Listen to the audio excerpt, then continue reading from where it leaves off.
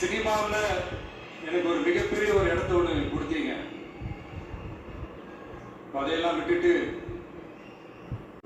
உங்களுக்காக நன்றி கடன் செலுத்துறதுக்காக அரசியலுக்கு வந்த உங்க விஜய, இந்த விஜய, நீ வா விஜய், நாங்களா இருக்கோம், பாத்துக்கிறோம்.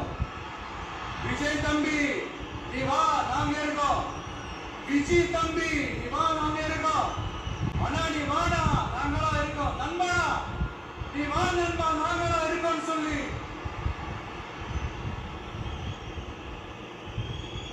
அவ்வளவு அன்பா, அவ்வளவு உறவா என்ன ஏத்துக்கிட்டீங்க.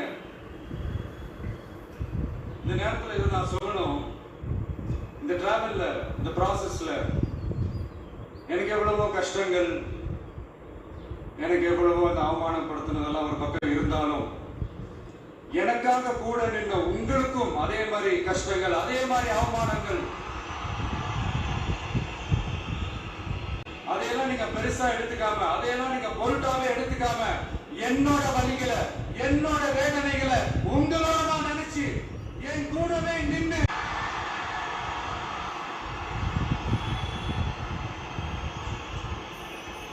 அதை உண்மையாக்கி இருக்கிறீங்க. இன்னைக்கு சி ஜோசப் விஜய் எனும் நான் உண்மையிலே என்ன சொல்றதுன்னு எனக்கு தெரியல.